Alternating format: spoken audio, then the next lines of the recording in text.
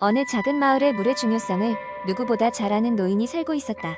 그는 90세가 넘는 나이에도 불구하고 청년처럼 건강을 유지하고 있었는데 그의 장수와 활력의 비결은 바로 매일 충분한 양의 물을 섭취하는 것이었다. 노인은 매일 아침 해가 뜨기 전에 일어나 마당의 작은 정원에서 새가 지저귀는 소리를 들으며 하루를 시작했다.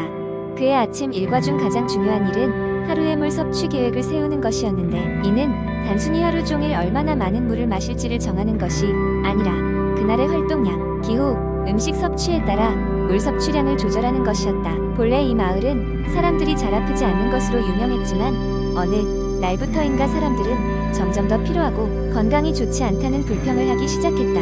노인은 이를 보며 주변 사람들에게 물의 중요성을 강조하기 시작했다. 그는 마을 회관에서 물의 날 행사를 열어 마을 사람들에게 물의 중요성과 적정량 섭취의 필수성을 설명하기로 마음먹었다. 행사는 생각보다 많은 이들의 관심을 끌었는데 노인은 행사장에서 자신이 경험한 다양한 일화를 통해 사람들을 설득하기로 했다. 그는 자신의 젊은 시절 이야기를 꺼내며 물 부족으로 고생했던 과거를 회상했다. 당시 많은 사람들은 물을 충분히 마시지 않아 각종 건강 문제를 겪었지만 노인은 하루 체중 1kg당 최소 30ml의 물을 섭취해야 한다는 원칙을 따르며 건강을 유지할 수 있었다고 했다.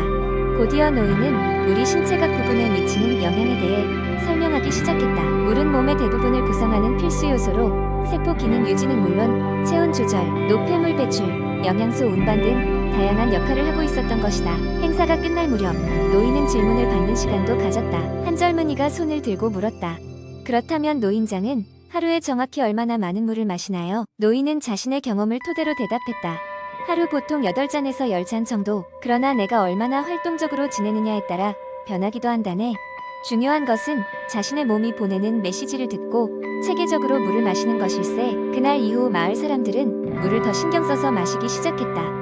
놀라운 변화가 있었는데 사람들은 더 건강하고 활기찬 삶을 살게 되었으며 그들의 피부마저 더 맑아지고 탄력 있게 변하는 것을 느꼈다. 노인은 그저 미소 지으며 깨달음을 얻은 사람들을 기쁘게 바라보았다. 물 마시기의 중요성과 적정량을 지키는 것이 단순히 건강을 유지하는 작은 습관이 아닌 장기적인 건강과 행복을 위한 필수 조건임을 몸소 깨달은 순간이었다. 그 후 마을에서는 매년 물의 날 행사가 열렸고 이를 통해 많은 사람들이 물의 가치를 다시금 되새기게 되었다. 사람들은 노인을 물 박사라고 부르며 감사하다고 인사했다. 그리고 노인은 자신의 작은 노력을 통해 온 마을 사람들의 삶이 긍정적으로 바뀌었다는 것에 뿌듯함을 느끼며 앞으로도 계속해서 사람들에게 건강의 비결을 전하기로 마음먹었다. 두 번째 이야기, 한때는 바쁜 통근 생활에 치여 아침을 건너뛰거나 급하게 먹는 고열량 패스트푸드로 하루를 시작하곤 했던 나영. 그러나 체중 감량이라는 목표를 세운 후 아침 식사의 중요성을 깨닫게 되었다. 아침은 단순히 배를 채우는 것이 아니라 하루의 에너지를 결정짓는 중요한 식사였다. 나영은 에너지를 충전하면서도 체중 감량 목표에 부합하는 건강한 아침 메뉴를 연구하기 시작했다. 첫 번째로 도전한 메뉴는 통곡물 오트밀이었다. 각종 영양소가 풍부한 통곡물 오트밀은 혈당을 안정적으로 유지시켜주고 포만감을 주어 나영이 점심 전까지 군것질을 하지 않도록 도와주었다. 처음에는 밍밍한 맛에 적응하기 어려웠지만 신선한 베리와 슬라이스한 견과류를 얹으니 금세 맛있는 한 그릇이 되었다. 그 결과 나영은 업무 집중력이 높아지고 아침 시간을 조금 더 여유롭게 즐길 수 있게 되었다. 며칠 뒤 나영은 아침 메뉴로 스무디 볼을 시도해보기로 했다. 블렌더에 잘 익은 바나나, 푸른 잎채소, 그리고 케일을 넣고 갈아 만든 스무디 베이스에 다양한 견과류와 과일을 얹어냈다. 이 다채로운 색감의 스무디 볼은 단순히 시각적으로 즐거울 뿐만 아니라 비타민과 미네랄이 풍부한 영양소의 보고였다. 스무디 볼을 통해 나영은 자연스럽게 더 많은 채소와 과일을 섭취하게 되었고 덕분에 몸이 가벼워지는 것을 느낄 수 있었다. 이외에도 나영은 달걀을 이용한 다양한 아침 레시피를 활용했다. 계란은 단백질과 각종 영양소가 풍부해 체중 감량에 효과적이었다. 나영은 부지런히 채소를 다져 넣어 스페인식 오믈렛을 만들기도 하고 아보카도와 구운 토마토를 곁들인 부드러운 스크램블 에그를 만들기도 했다.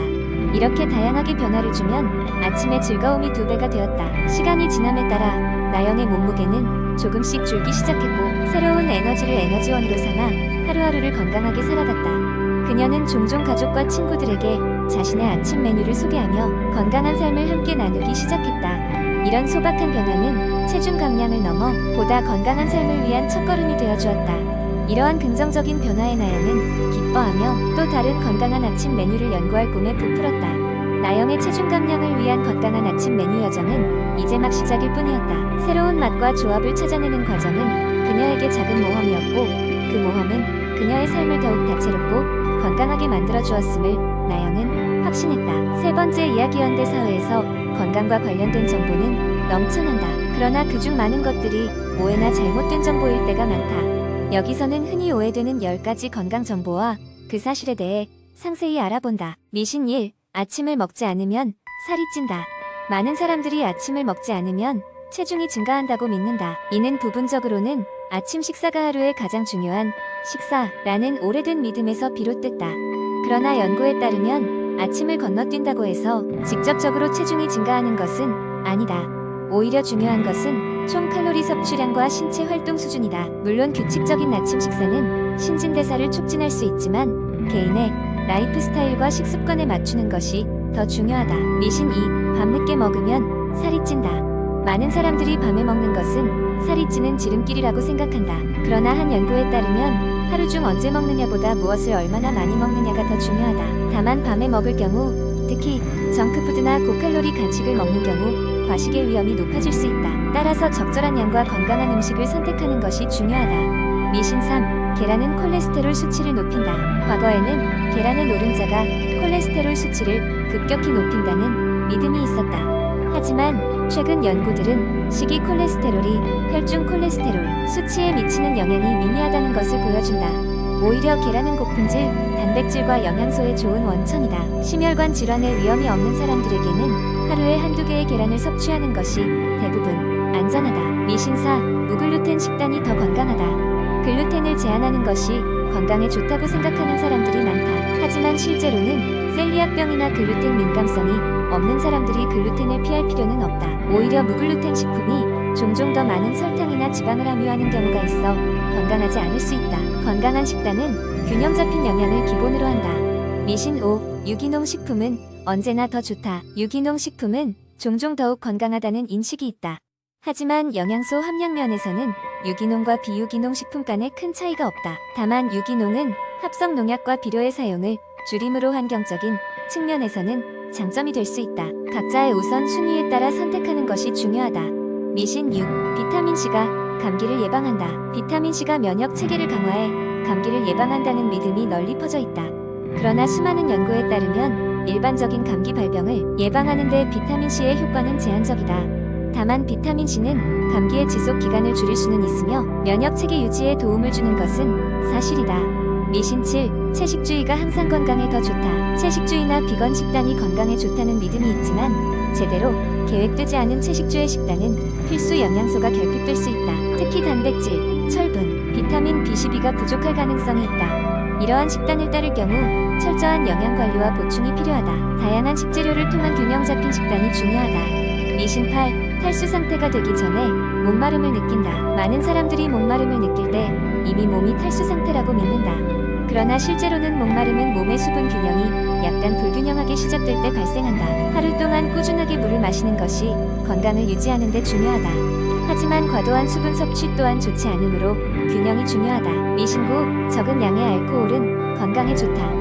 적당한 음주가 건강에 좋다고 들어본 적이 있을 것이다. 특히 레드 와인은 심장 건강에 좋은 것으로 유명하다. 그러나 가장 최근의 연구들은 어떤 양의 알코올도 절대적으로 안전하지 않다고 제안한다. 건강 상태에 영향을 미치는 다양한 요소를 고려할 때 알코올 섭취를 최소화하거나 피하는 것이 더 바람직할 수 있다. 미신 10.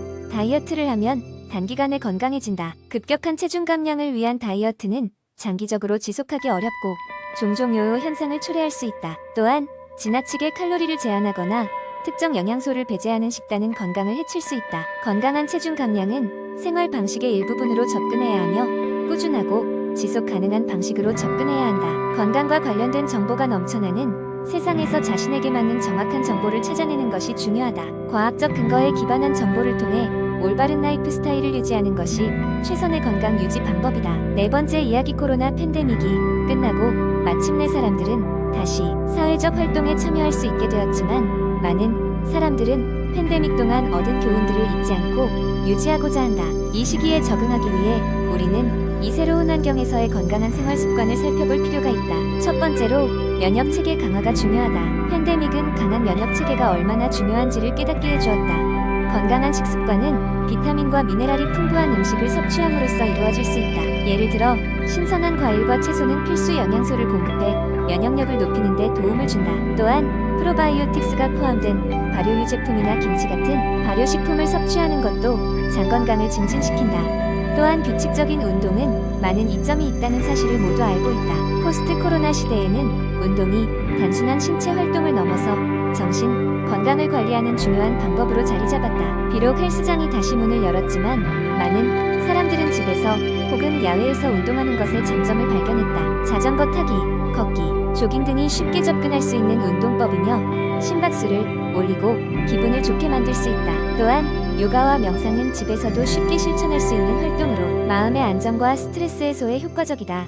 정신건강 관리 역시 현대 사회에서 매우 중요한 요소가 되고 있다. 워라밸이라는 단어가 유행하는 것처럼 일과 삶의 균형을 찾는 것은 필수적이다. 재택근무가 활성화되면서 많은 사람들이 가정과 직장의 경계를 허물며 스트레스를 받았고 이에 따라 스스로의 심리 상태를 관리하는 방법이 필요해졌다. 정기적으로 명상을 하거나 심리 상담을 받는 것이 도움이 될 수 있으며 친구나 가족과의 소통 또한 정신건강을 유지하는 데 큰 역할을 한다. 우리는 또한 개인 위생과 안전에 대한 의미를 다시금 깨닫게 되었다. 손을 자주 씻고 공공장소에서 마스크를 착용하는 것이 새로운 룰이 되었다. 이러한 행동은 단순히 개인의 건강을 지키는 것을 넘어서 사회 전체의 건강을 보호하는 행위로 간주된다. 장기적으로 이러한 습관을 생활화하는 것이 중요하다. 마지막으로 사회적 관계의 중요성을 간과할 수 없다. 격리 기간 동안 우리가 가장 그리워했던 것은 사회적 교류였다. 이에 따라 우리의 인간관계를 소중히 하고 이를 유지하기 위한 노력이 필요하다. 친구와 가족과의 시간이 단순한 일상으로 돌아오려면 모든 사람들이 서로의 안전과 건강을 존중하며 신뢰할 수 있는 관계를 구축하는 것이 필수적이다. 포스트 코로나 시대에는 우리가 당연시하던 것들에 대해 다시 한번 생각해보고 그것들을 더 나은 방향으로 발전시킬 수 있는 기회가 되었다. 건강한 생활 습관을 통해 개인과 사회의 웰빙을 위한 새로운 길을 열어가야 할 시점이다. 이러한 과정에서 우리의 노력은 더 나은 미래를 만들어가는 데 큰 역할을 할 것이다.